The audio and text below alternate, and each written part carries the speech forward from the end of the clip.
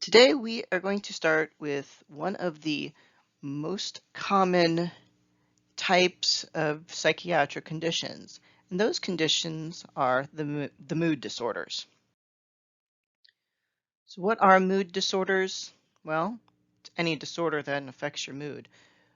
You mostly see them broken down into the various forms of depression type disorders and the bipolar type disorders.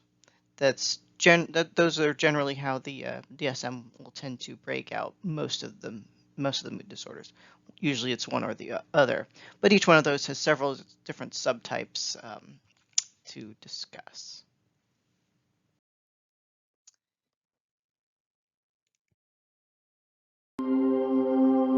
Depression, it's sort of a way of functioning. Depression, it's sort of a way of functioning.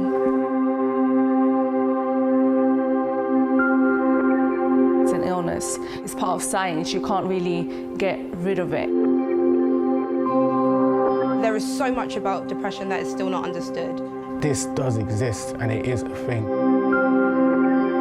I suffered from depression since I was 13 years old. I was around 19. 15. 13. 14. 13. 14, my depression really kicked in. I didn't know what depression was. I'm not sure if I had even heard about it. I just knew that I felt different within myself. I felt like a bit of an outcast. I felt like I wasn't normal.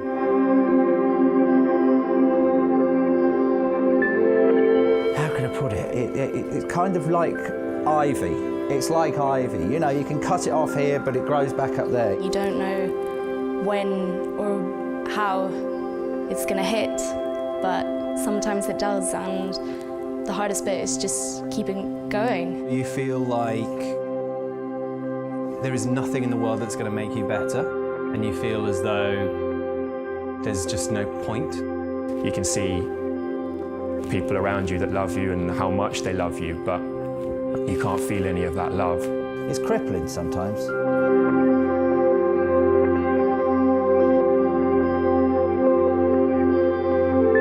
For a lot of people, there is still a stigma. I think the misconceptions about it is that it affects everyone in the same way. Not only is it a stigma in the non-Muslim community, there's also a huge stigma in the Muslim community. In my community, if you have a mental health issue, it's just not normal. You know, in the African and Caribbean cultures, you just have to kind of get on with life.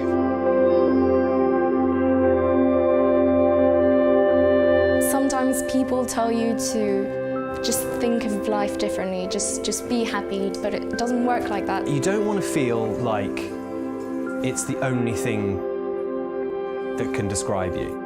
I'd be really, really upset if people start to stroke my hair and go, oh no, poor you know. Whereas if they took me out and called me an idiot, I'd be the happiest man on earth.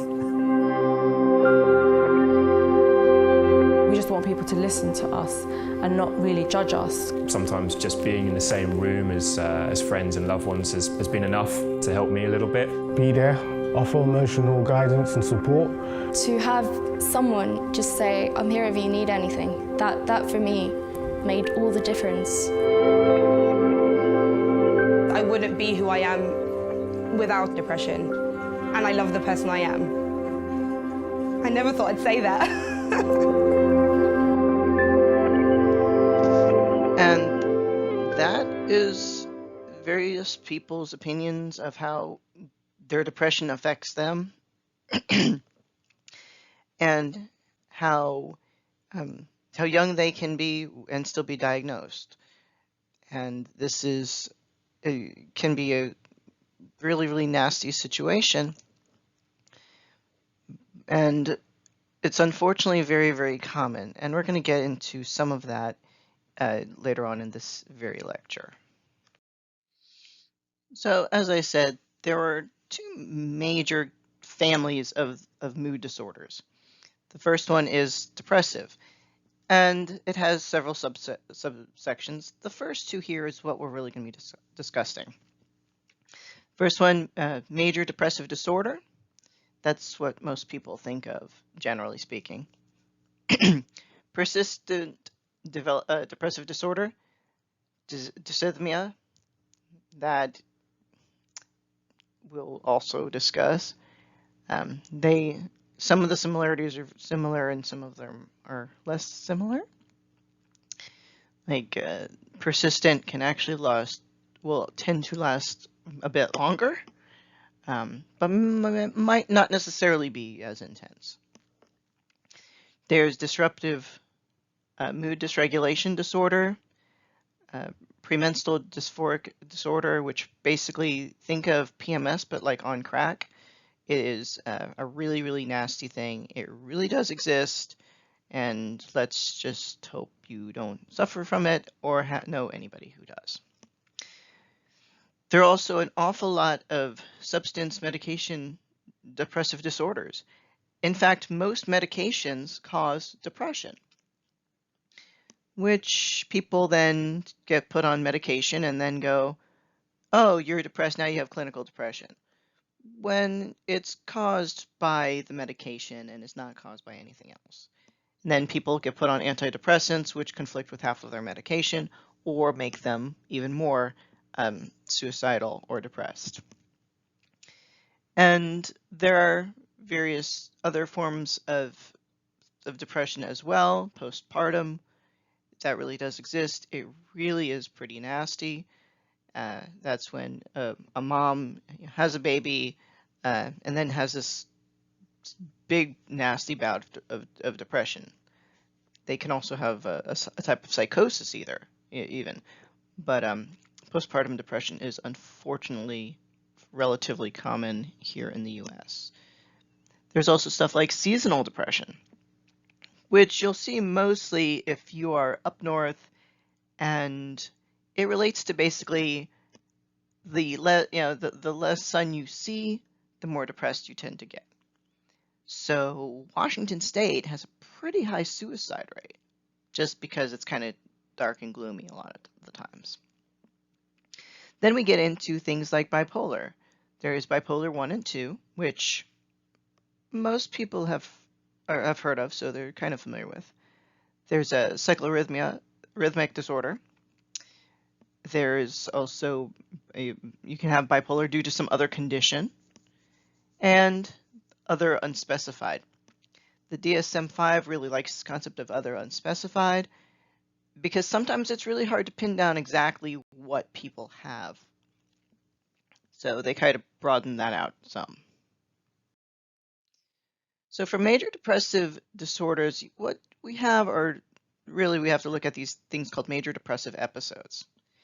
And you have to have 5 of 9 of these symptoms to have this episode.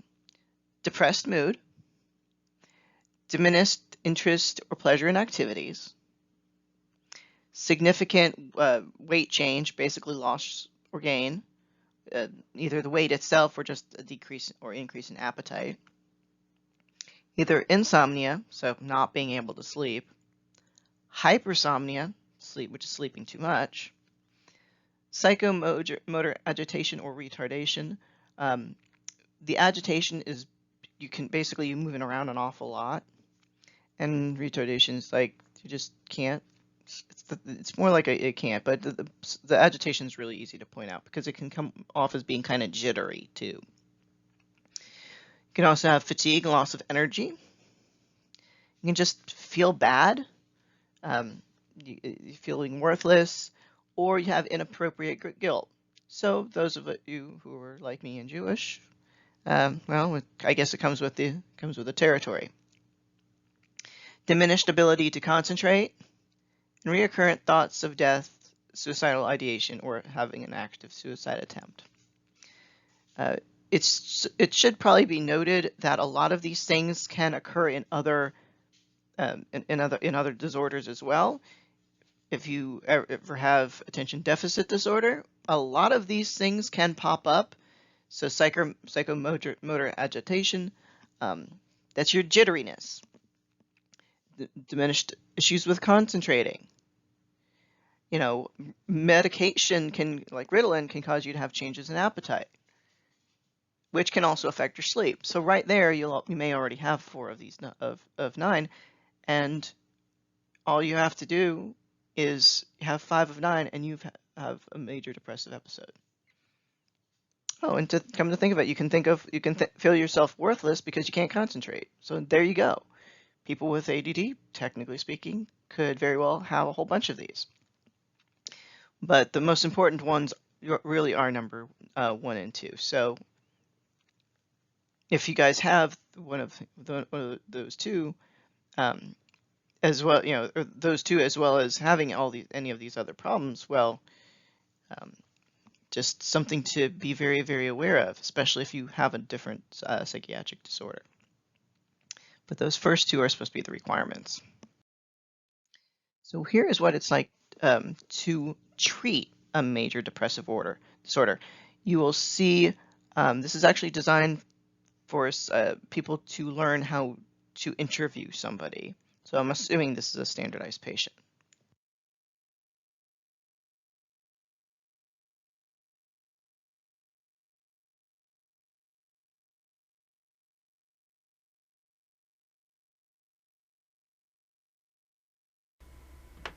Hello, Alison Wells. Do you want to come and have a seat?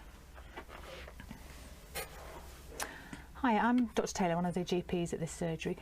What would you like me to call you? Alison will be fine. Okay, okay. So what's brought you here today, Alison? My sister's noticed I'm just a bit fed up, really. Right, okay. My sister said I should come. Right, okay. Has this been going on for some time? Yeah, a few months, really. Okay. Do you want to tell me a bit more about what's been going on? Just things.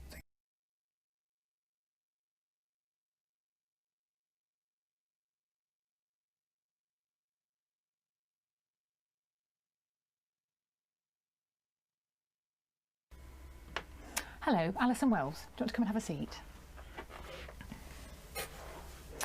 Hi, I'm Dr. Taylor, one of the GPs at this surgery. What would you like me to call you? Alison will be fine. Okay, okay. So what's brought you here today, Alison? My sister's noticed I'm just a bit fed up, really. Right, okay. My sister said I should come. Right, okay. Has this been going on for some time? Yeah, a few months, really. Okay. Do you want to tell me a bit more about what's been going on? Just things seem to be piling up. Right. I just don't seem to be coping with things. Right. Okay. The kids and things. Right, okay. Would it be okay, Alison, for me to ask you a few more detailed questions about how you've been feeling? Mm. Okay. Well, if we start with asking you a bit about your mood, how have you been feeling in yourself? I say a bit fed up. Mm-hmm. Wake up in the morning, everything just seems very black. Right. It's just like swimming in treacle, really, and right. I think by tea time the kids get home, I've been having a fairly decent conversation with them, but... Right. And can I just check, Alison, when you say things feel very black, do you mean you feel very miserable? Fed up, miserable. Right, okay. And what about sort of feeling tearful? Has that been happening? I dropped some sugar the other day and I just burst into tears. Right, okay.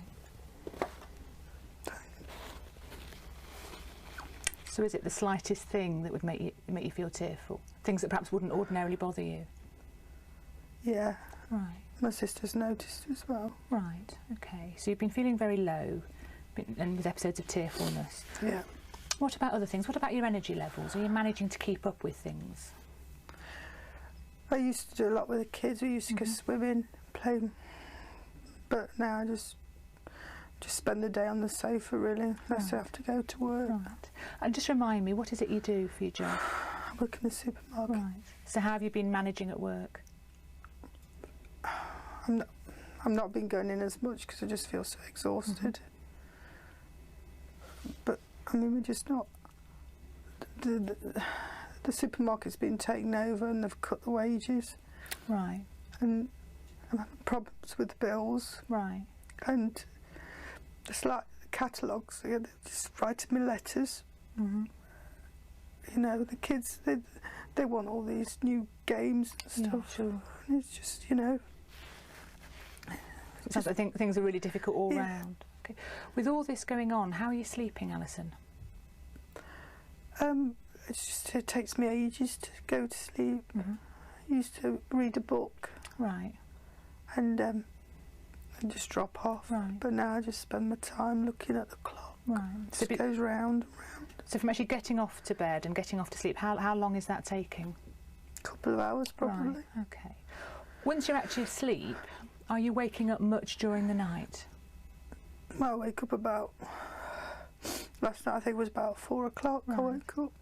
And can you get back to sleep from that time? No. And then when you're actually getting out of bed in the morning, are you still feeling tired at that point? Just exhausted. I feel like my brain's not been switched off. Right. And I'm just exhausted the next day. Okay. What about eating? What's your appetite been like while you've been feeling like this? I used to have quite a weight problem, but the last couple of months, I mean, it's just a bit looser. Right. I just... Do you know how much you've lost? No. The kids come in from school and they make their own stuff and I just don't bother really. Okay, so your appetite's gone down as well. What about things like concentrating in your memory, both when you, I don't know, watching TV at home or out when you're out doing your job? Well, how have those things been? I mean, pretty useless with the kids. I've got the swimming money last week and right. PE kit and parents even. Right, okay. I just start one job and I'd like, I'm not explaining myself very well. It's like the television. I used to like watching the soaps, EastEnders or something, and now 10 minutes later I just, thinking of something else. Okay. And what about things, Alison, that you used to enjoy? Are there things in life that you still enjoy at the moment? Nothing really. As I say, a bit useless with the kids. I used to enjoy going out. Right. I used to go out with my friends for pictures and things. Right. But of course now I just can't be bothered. So is it you can't bother, or you don't feel like it as well? What's the point really? Right. Okay. You know. And I was going to ask, how old are your children now? I had them a bit later in life. It took us a long time for me to have them. Right. I've got a girl and a boy. One's 11, one's 9. And looking after children takes a lot of time and energy. How are you managing to keep up with that, feeling as low as you do? Well, they're a bit self-sufficient, really, the kids do. They're coming from school, get their own tea. Right. I should be doing more for them, really, but no, I'm just a bit useless at that at the moment. Okay. And what about looking after yourself? Well, you can see I'm just a mess. Dave used to say, that's my boyfriend. Right. I used to, not have much money, but I just take a bit of pride in what I was doing, you know. Right, okay. And my hair and stuff, but I can't be bothered with that now. There's no point, really. Okay. And you mentioned Dave, that's your current partner. How long have you and Dave been together? About a year. I met him at work. Right. And how are things, because often when people feel really down, it has a real impact on everything, including their relationships. How are things between you and Dave at the moment? But he's not ringing as much. Right. And he used to text. But he's going, he's getting fed up with me not wanting to go out. Right, okay. And things. It's a slightly embarrassing thing to ask about, but I guess it's important. Often when people are really feeling very low, it affects everything in their relationship, including things like the sex life. Have you noticed any changes there for you? He's always trying to pressure me a little bit and stuff, but I'm really not into that at the moment. Okay, you just don't feel like that at the moment. Okay. So can I just recap, Alison, and check I've got this right? For the last few months you've been feeling really down, no energy, problems with your sleeping and eating, problems with concentrating, not really enjoying things, and actually struggling a bit with the kids, and perhaps some difficulties in your relationship with Dave. Have I got that right? Okay. Can I ask, Alison, in the past, have there ever been episodes when you felt like this? When my husband left, I was always crying then for no particular reason. Right. I haven't told anybody this before, but I took some tablets then. Right. So how long ago are we talking about? Is this a few years ago? About 4 years ago. About 4 years ago. Okay, so you took some tablets. Yeah. Can you tell me, is it all right to tell me a little bit more about that?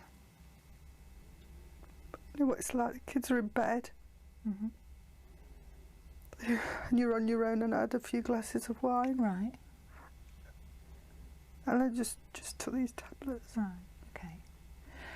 Can you remember what you actually took at the time? What sort of tablets they were? They were just in the bathroom cabinet. I did paracetamol. Right, okay. So you took some paracetamol. Can you remember sort of roughly how many you took? About, well, it was 2 strips, about 12. Right, okay. And you'd had a couple of glasses of wine. Did you take anything else, any other tablets with it? No. Okay. And was this something, Alison, that you'd thought about for a while? Or was it something that was quite a sort of spur-of-the-moment decision that evening? As I say, I mean, crying a lot, but I think just wine. Right, okay. But, you know, okay. It's a bit of a burden to everybody, really. Right. And was there any other things that you did around the time? Sometimes when people take tablets, they leave a note or do other kind of final acts, get their affairs in order. Did you do any of those things? No, just sort of, I took the tablets and go to sleep. Right, okay. So did you have any thoughts about what taking the tablets would do? Did you? I just thought I'd go to sleep and not wake up, but I woke up a couple of hours later and I was sick everywhere. Right, okay. God, I was sick. Okay. So you actually, I just want to check I get this right, because it's important, you actually thought they would kill you at the time?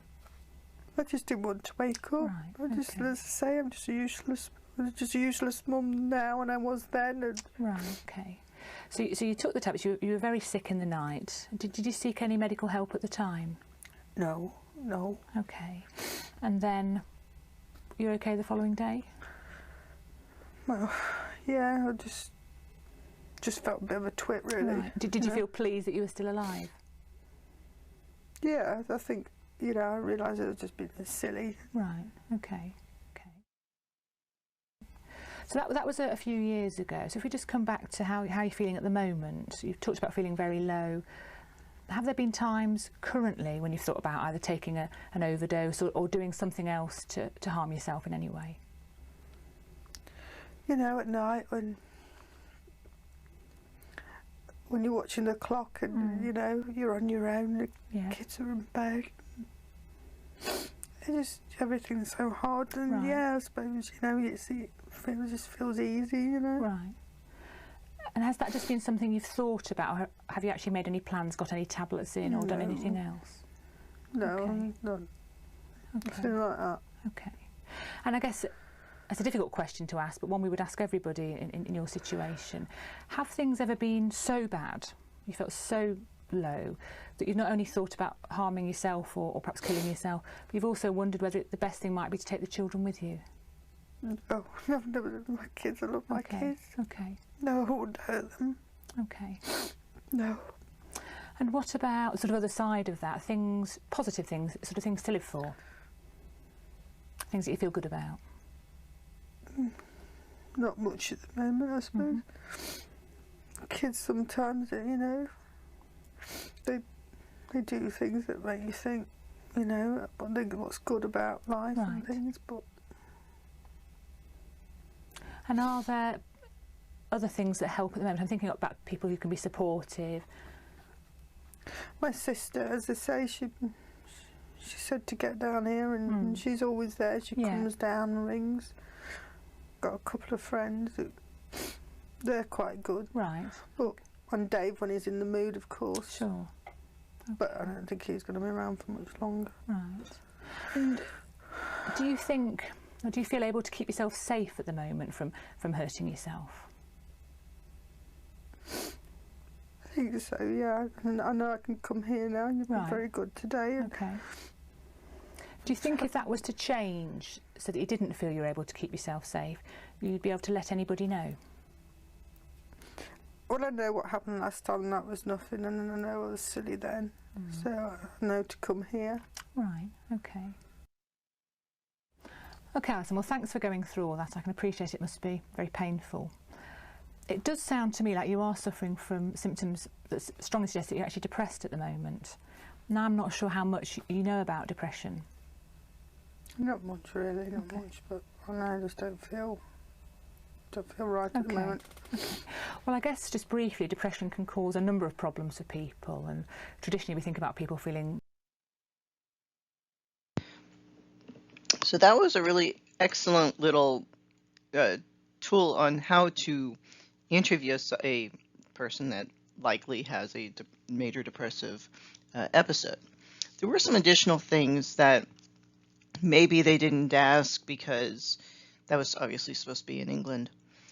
But we in the US would tend to ask a few more questions, such as if you have a gun in the house. That is really, really big because it's also very, very popular to have guns in your house.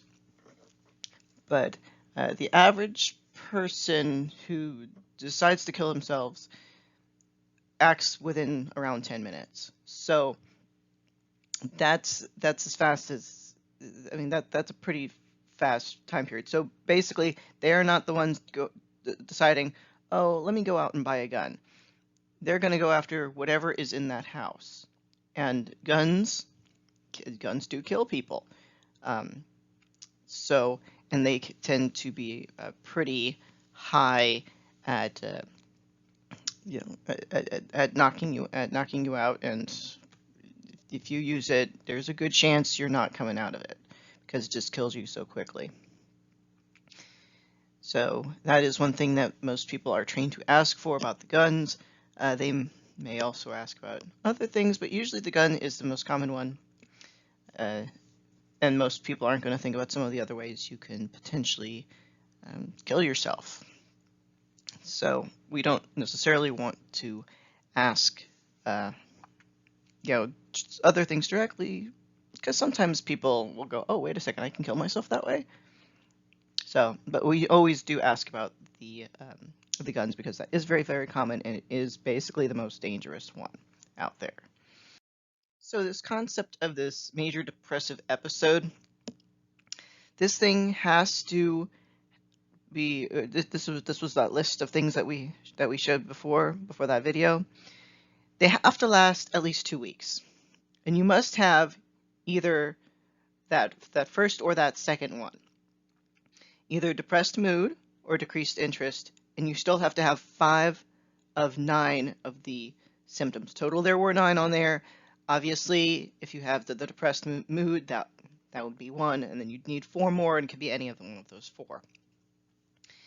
Or you could very well have all of them. That is also possible. But so major depressive episode. The only way to get diagnosed with major depressive disorder, all you need is 1 major depressive episode. That's pretty much it. That lasts 2 weeks and causes a severe impairment in functioning. It must cause an impairment. If it does not cause an impairment in functioning, that means school, work, home life. If it doesn't cause an impairment in at least one of those areas, it cannot count as major depressive disorder. It can't. People really like going, just saying, oh, this sounds like depression, and labeling it that, even if the person has no impairment. But the DSM requires an impairment. Otherwise, that they do not meet the criteria. The functioning, the impairment in functioning is actually a criteria of a fair amount, if not all, of the requirements for pretty much any disorder in that DSM. And interestingly enough, that's the one that is least paid attention to, but that is a requirement for so many things. And you can't be caused by drug or a medical condition. If you're taking prescription meds, and I challenge you to next, if you are taking prescription meds, to look at you're supposed to get a little insert with information about your drugs. I look at what the side effects are. Most of them are going to have something that relates to depression on it, or may cause you to think about committing suicide or something like that. Also, if you have another medical condition, especially one that is very, very chronic, that can influence your depression, then really you should not be diagnosed with MDD either. So, people with MS, multiple sclerosis, that disorder sucks. And a lot of people get very, very depressed. But it seems to relate to the medical condition. If you, God forbid, have cancer, and I can say this, I'm a cancer survivor, that's going to suck. Guess what? You're probably going to be really, really sad for a while. But again, that is caused by really more of that medical condition. So for persistent depressive disorder, when I give you the possibilities, I want you guys to really just think about this one. So it lasts at least 2 years, and you have to have 2 of 6 of the following symptoms. I want you to think about these. So, poor appetite or overeating, insomnia or hypersomnia, low energy or fatigue, low self-esteem, poor concentration or difficulty making decisions, and feelings of hopelessness. So, a lot of these, a lot of people have. If you go to college, let's say we're going to college, a lot of times that does involve a change in appetite, especially the overeating. Freshman 15, anyone? You're probably going to have a change in sleeping habits, insomnia or hypersomnia. You're either going to sleep too little or too much. You may have issues with that. You may have issues with self-esteem, especially if you're taking classes that are very, very challenging and you're used to easy courses. Challenges making decisions. Guess what? That's just part of being a teenager. Feelings of hopelessness. That's pretty much every college student meets the criteria for PDD. Lasts at least 2 years. So if your stuff is still lasting into your junior year, basically you could make the argument for this one. So that's something to really consider about all of this. So prevalence. The lifetime chance of somebody getting diagnosed with major depressive disorder is 16.6. So if it was 20%, that would be 1 in 5 people. So somewhere between 1 in 5 and 1 in 6 people are going to have that diagnosis. That's a pretty significant diagnosis. For PDD, 1 in every 200 people is going to be suffering from it at any given time. I don't know how many people live in the average college dorm, but the odds are statistically good that probably one person is suffering from this. So if you see somebody who has some major changes, you might want to reach out to them just to see if they need a hand. Average age of onset of, well, both of these are in your mid-20s. You can certainly get it earlier. It's not unheard of to get diagnosed in elementary school, although they really shouldn't be doing that. Or teenage years, adolescence years, not unusual at all. Risk factors for MDD, you're looking at certainly being female is a huge risk factor. Being poor, because being poor basically sucks, but it's kind of understandable. being white, so being of European descent, not sure why, but being white does it.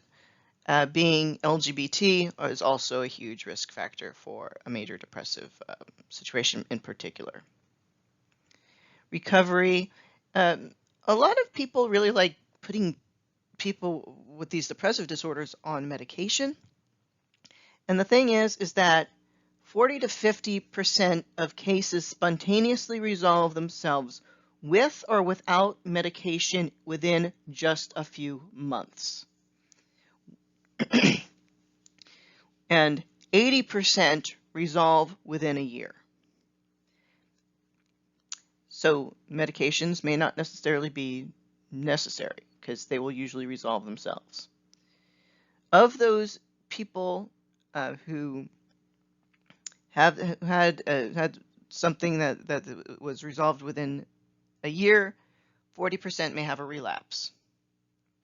And of those people, a fair amount of them will later have a manic episode, which then changes their diagnosis from major depressive disorder, whichever one they got diagnosed with, to bipolar, to one of the bipolar things because of the mania.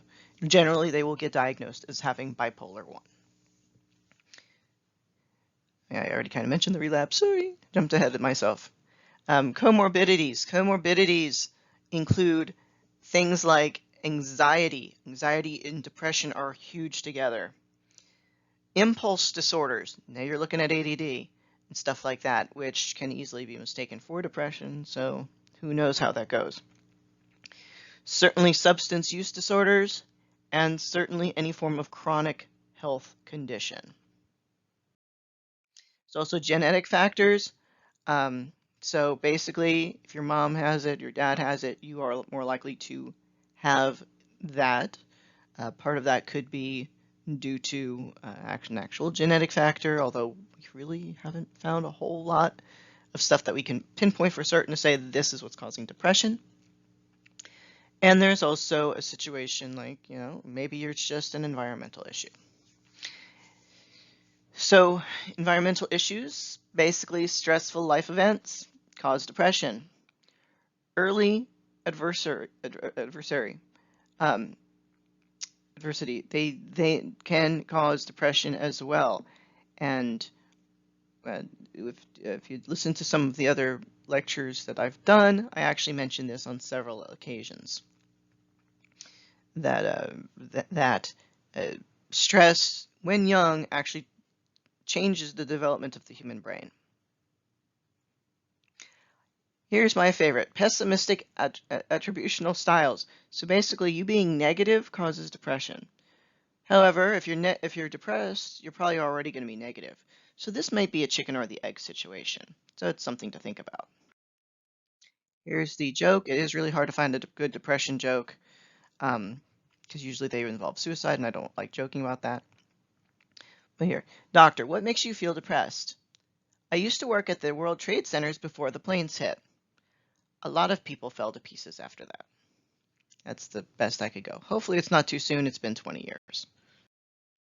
So the treatment for depressive disorders, CBT is really, really huge for this. But you also have, if you saw the one about different orientations, that thoughts, behaviors, things, that it's the same image that was used there.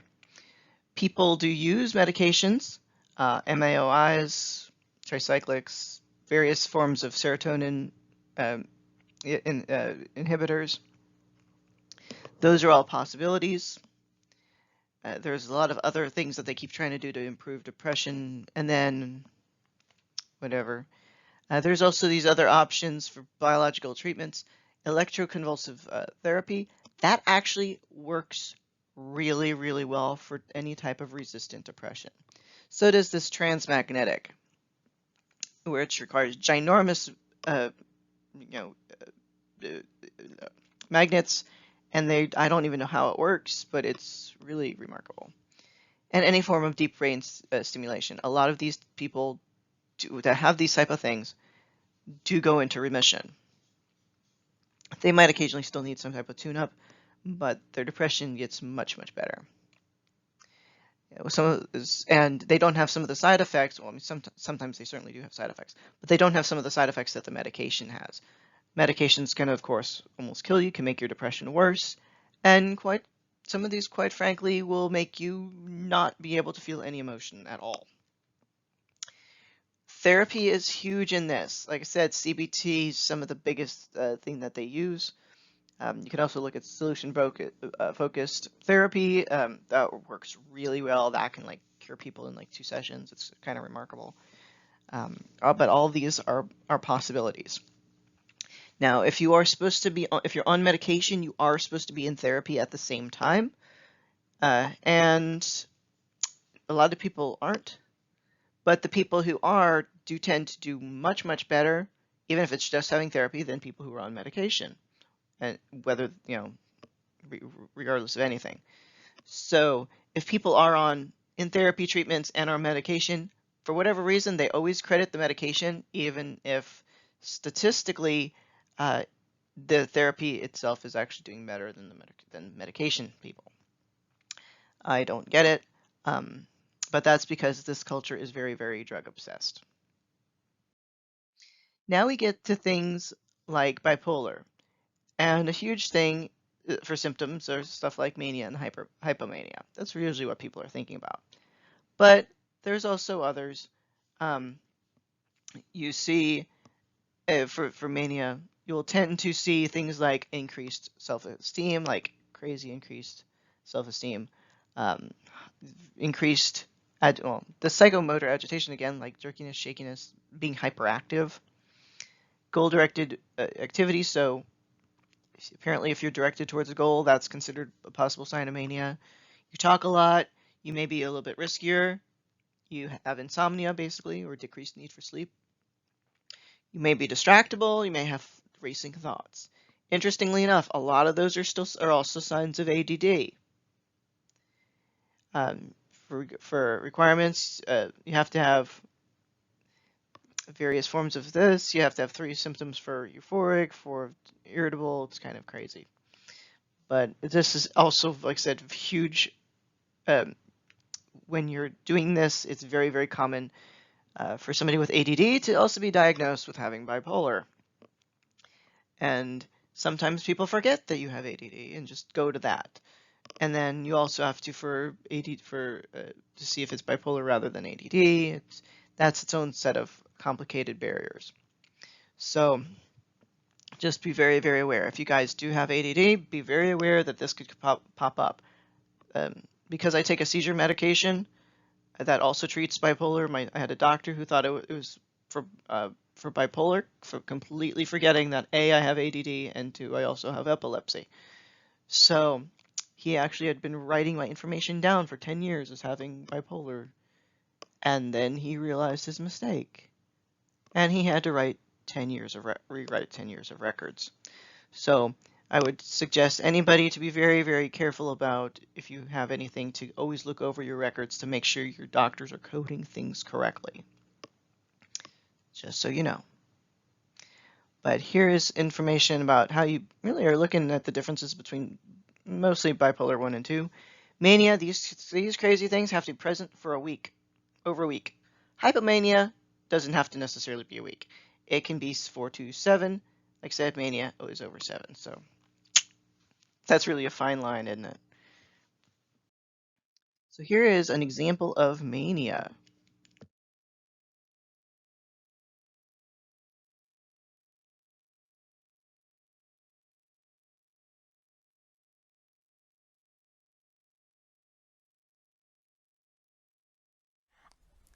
Hello there, Mr. Riley. Hello, you all right? Yeah. My name's Dr. Betty, Right. and I'm the psychiatrist. I'll come and see you because my GP sent me to see you, didn't Yeah, he? He said, yeah. come and see a trick cyclist because then you'll be all right. Come and see a... Trick cyclist, psychiatrist, yeah. Oh, you right, must know okay. that one. Yeah, he said, come and Yeah. see you because you have time to listen to me. Yeah. He's not had time to listen to me, you see, because Okay. he's a GP, he's a Right. doctor.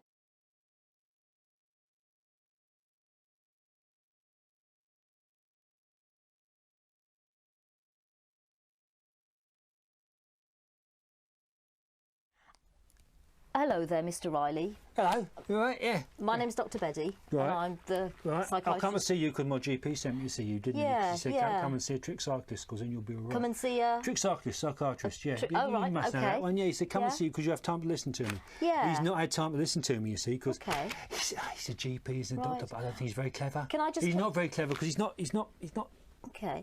Get into this, you see. He won't let me Right. talk okay. about this. Well, He talks this at some time, but then Yeah. sometimes he doesn't. can I just Sometimes he clarify why you're here and why I'm here? I'm the psychiatrist come in the and see you. emergency clinic today, Right, and okay. your GP's asked me to see you. Right, so that's why I'm here. Is that right? That's why I'm, no, yeah, because I've got to tell you about this. Okay. Yeah, Okay. and this, because there's important stuff in there. Really, Right. really Well, important stuff. before in we there. start with Come that, and see can I you. just ask you what would you Yeah, like me yeah. to call you, Mr. What, Riley? names? Yeah. Names are games, so I don't bother with names. That's just Right. stupid. Okay. Call me John. John. Yeah, okay, John. what's your name? Okay, I'm Dr. Betty. No, John. your proper name. My name is No, Dr. your proper name. Your name's not Doctor. At work, I am Dr. Betty. You're Doctor. Doctor who? John. Doctor who? Diddly dang, waddly dang. It's good, that, isn't it? Do you watch that? That's fantastic. That program. Okay. Now, what John, is? Yeah, can I no. ask you how old are you, John? Oh, no, only as old as the woman you feel, aren't you? Eh? Right. Okay. You know, weight the man's heart is to his stomach. Uh-huh. Oh, yeah, So fantastic. how old would that make Food you, for John? the soul. Nice bit of soul, yeah. Right. Eh? No, a bit of fish. I'm hungry. You got Right. any food? Any food round here? Oi, down there, you got any food? I'm starving now. They won't be able to get you any food. Nah, Let's, shall we perhaps? I'll tell you what. Okay, let's perhaps think about let's food get back to in this. a minute. Let's Yes, get, yes, this is that's a good idea. This is important. This Yeah, is why I'm here to okay. talk to you about this. Okay. Tell you what's tell going me, on. Tell me a bit about this then. Well, this is the work I've been doing. You know, Right. this is really important, and it's my cure for cancer. Okay. That's what it is. You know, it's all written down here. Right. Well, it's not written down. It's here, and it's at home. In my book's at home. Right. What I get from the papers is I get sort of clues as to Right. what I'm supposed to do, and how I'm Okay. supposed to get the other clues so I can hone it down and come up with a final And how thing. long, John, has all of this been going on? Would you It's say? going for ages now. How long would you Absolutely say? ages now. Well, I've been up a week. About a week? But this week I've been working really hard at it. 'Cause It's before- been going on longer than a week, but I've Right. been working it really hard for this week. 'Cause you it's the normally have numbers, another- you see. It's the right. numbers you have to find out. Am I right in thinking you normally do a different job? Yeah, I'm a mechanic. You're a mechanic? Car mechanic, yeah. Okay. Yeah. Manic mechanic, they call me. Manic mechanic. Yeah, it was my Who mate calls- Dave. who My calls mate you Dave. that? My mate Dave, I Right. bought show him this, and he told me. Well, he told me to go away because I was bonkers. He In said fact, you were didn't say, bonkers? he didn't say go away. He told me to fuck off. My goodness. he Okay. said fuck okay. off, you're bonkers. Did he? Anyway, so he Okay. did that, and so I said, well, I didn't think he was clever enough, really. Right. You know, because that's why I went to see the doctor about it, because I thought, Okay. show him, because he's a doctor, Okay. he's been to university, he's done stuff. Yeah. Nah, thick as shit. No, he really didn't. He said didn't have time. I thought, how Right. can you not have time to hear about the cure for cancer? Right. You know what I mean? Okay. Yeah. Well, Yeah. well, do So you that's why he sent me to see you, because I'll tell you all about it. Okay. you know. Well, tell me about it then. Tell Okay, me right. what's Well, going on. I've got my various bits and pieces here, and I find things in the papers like the football results. You see, Right. they need adding together, and then I have Okay. to find some other information on this page. There's some pages and page numbers. I have to Right. add those together and take it away from what's on there. Yeah? Right. So that's how I do that, and then And then what does that number do then? You find other things. That number corresponds to numbers I've got on me. On my chart, I've got a big chart on my wall. Right. And I find that number, and then that Okay. adds up to something else. Uh-huh. And it's all there. I mean, that's really good.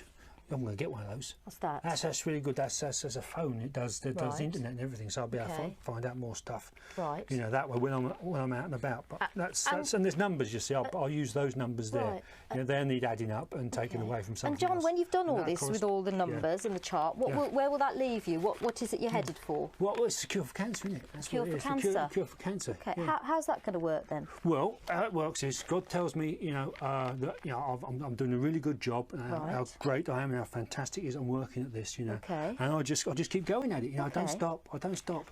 Okay. Yeah. Can I just take you back a step? Yeah, You sure. said God tells you. God tells me, Can you God. tell me a bit more about that? Well, he tells me. He just talks to me.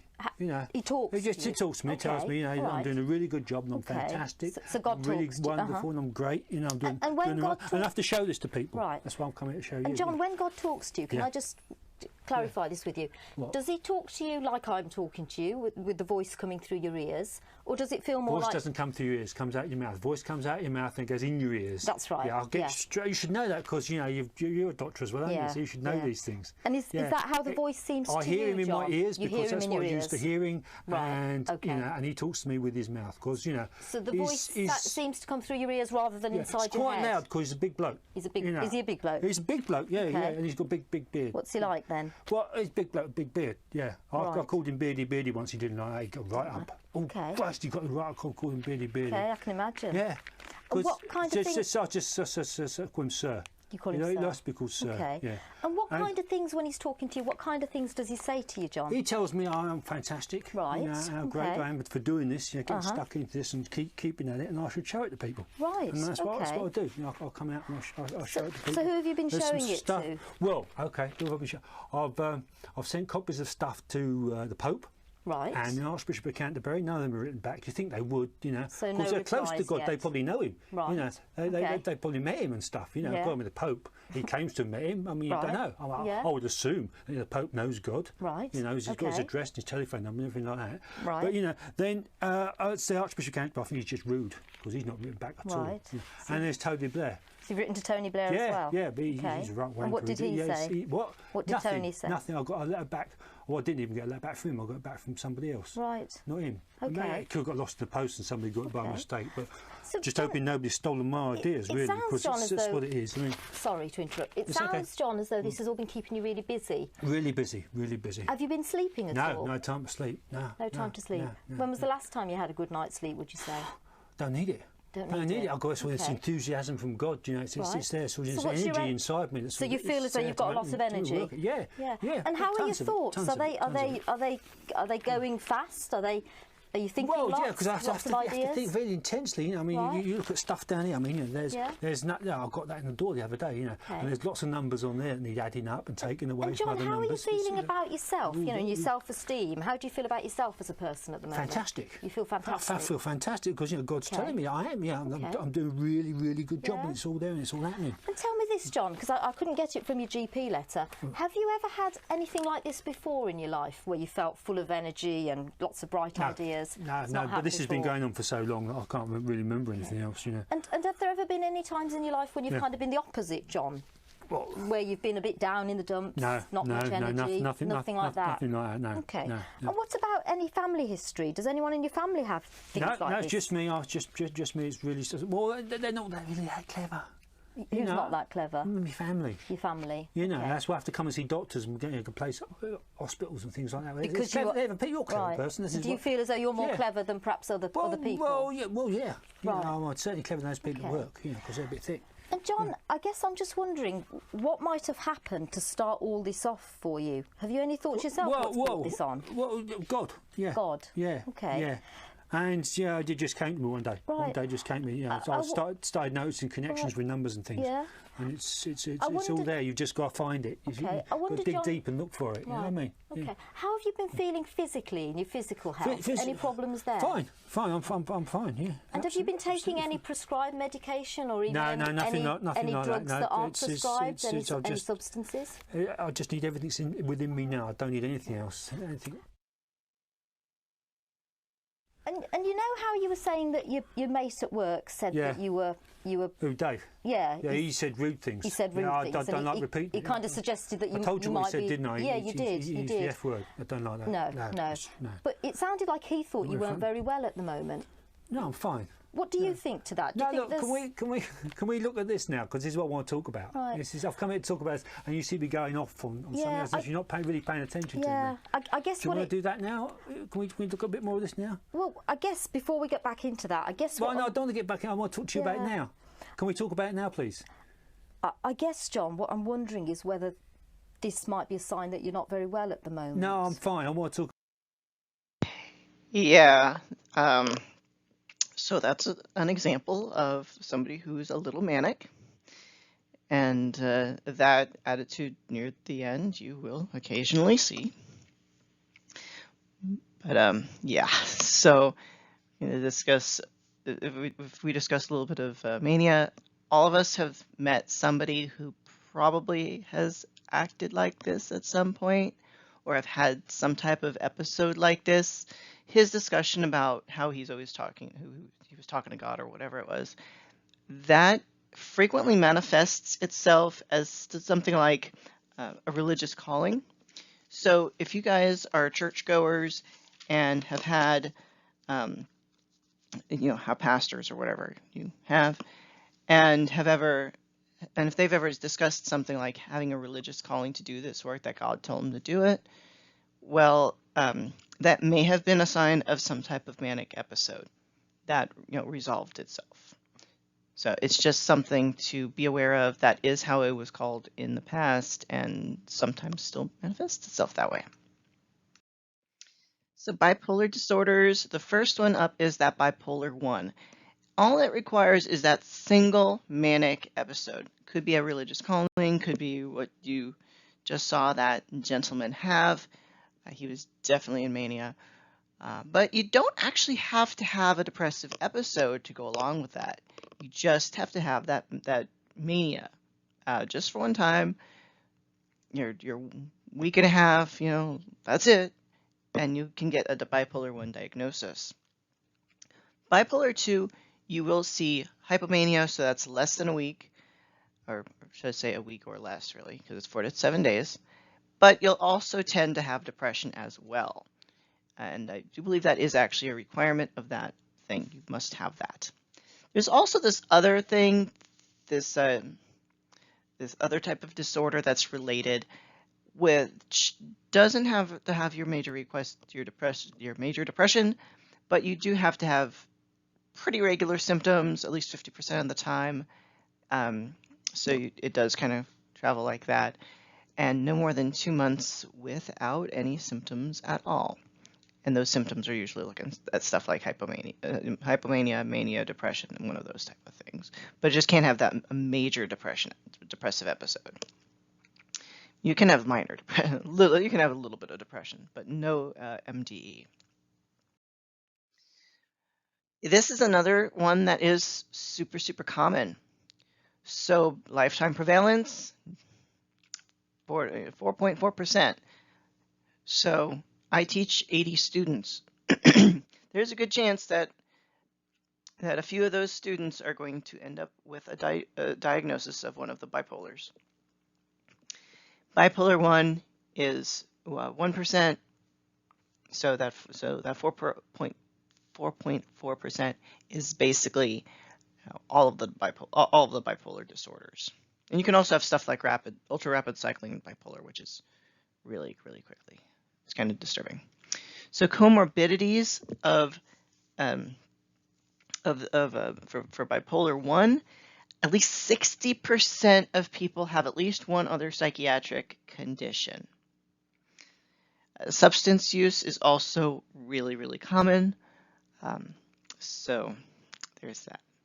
Risk factors. So unlike depression, which seems to really have a bias for a specific sex or race or socioeconomic status, bipolar does tend to be this equal opportunity offender when it comes down to it. It's not specific to saying women get more. They don't. It's very similar to it's basically equal. It's no racial preference. It hits everybody about similar numbers. Poor people get it, rich people get it, basically everybody gets it. The only thing that this does tend to have a preference for is it does tend to pop up more around late adolescence. So it's a little bit earlier than the major depressive disorder, which hits in the mid-20s. So this is around the time you guys are getting it. You guys are at risk for developing this disorder. Like I said, it does show up in your mid-adolescence, and it'll just, if you see somebody that's having these signs, try to get them some help if you can. I know sometimes it's hard, but especially if you see that the mania, that definitely needs some additional help. And the counseling center, everybody's school has a counseling center. So I would recommend sending them that way. There are still some genetic and biological factors for this. If your parents have bipolar, you are at increased risk. That's why my one doctor thought I had that when he saw Keppra, plus the fact he knew my mother seemed to have some of the side effects, or some of the signs of having one of the bipolars. And he he jumped to a conclusion that wasn't accurate. There's also other environmental factors. Relationships can sometimes cause these signs. Positive life events, which is kind of weird, but it can cause it. So you can be in a situation where you just happen to get this like great grade on this like really hard quiz or something like that, which is obviously a positive life event. And now all of a sudden you think you're Superman. You also see going to certain locations. There's a situation if you go to Jerusalem, a lot of people start like showing signs of like mania. And also then all think they're Jesus, but that could be a completely different thing. But some people do think it may also be a bipolar. It's kind of really hard to determine, to be honest. There's also this other theory that says stressors that disrupt sleep increase the symptoms of bipolar disorder. So get some sleep. Treatment for bipolar, there are a bunch of medications out there. Lithium, I think, is still one of the most common disorders. And yes, you probably should consider being on some medication if you have this. That is a good idea because this doesn't easily spontaneously resolve. I mean, it can, but you want to at least control the mania. Other medications include stuff like Keppra, which is actually the medication I take for epilepsy. Also, therapy helps a lot. I'm not really familiar with this form of therapy, but it is therapy. Well, therapy helps a lot of things. So sleep, going back to depression, but hey, it's in everything. There's a huge relationship between sleep and depression. Sleeping for less than 6 hours a day does increase your depression risk. That being said, depression increases the risk for decreased sleep. A little bit of a chicken and the egg thing. And the lack of sleep, precursor for major depression. So which came first, the chicken or the egg? That's what that comes down to. Because this ends up being a really, really nasty cycle. Of course, depression can also cause you to sleep excessively as well. Social relationships. Isolation. This is particularly important for things like currently dealing with COVID right now, which is when I'm filming this. Isolation increases your risk for depression. In the COVID-19 pandemic, suicide rates have increased drastically. And so if isolation increases your risk of depression, depression increases your isolation because really nobody wants to be around depressed people. So again, we're going into a feedback loop. Of people with major depression who were surveyed, a quarter of them had no social support at all. And a larger amount of them had no friends outside of family. So what this tells you is that if you are depressed, I would recommend getting your stuff together, go out and spend a few minutes, even if it's just a short walk around the block. It might help you get out, and actually will help you get out, just possibly reconnect, which will help lessen the depression. I know that's going to be a really big struggle for people who are depressed, but it does tend to work. I actually have several stories. I know somebody who had a client who wanted to go rock climbing, was fascinated by it, but had major depression, couldn't really leave the house very easily. This guy's assignment was to spend 1 hour a day at the local library reading about rock climbing.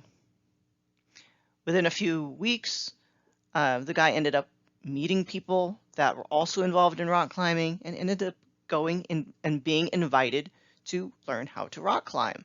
So he ended up, his depression was eliminated. He ended up with some friends, and it was a pretty remarkable thing. So suicide and risk factors of suicide, lack of social support, which I just mentioned, childhood abuse, more abuse you are as a kid, yes, unfortunately, that is a huge risk factor. Having symptoms of depression and having a mom that has depression. All of those are risk factors. So these are all really important things to be aware of. So here are some discussion questions for you. Is it possible to gain positive experience from being depressed? For example, could it help you become more humble, more patient, more creative, more authentic, hopeful, more spiritual? If you could have your school community do one thing for people who are depressed, what would it be? Is depression always easy to identify? As always, if you have any questions, please send an email, drop a comment. I'm here for you.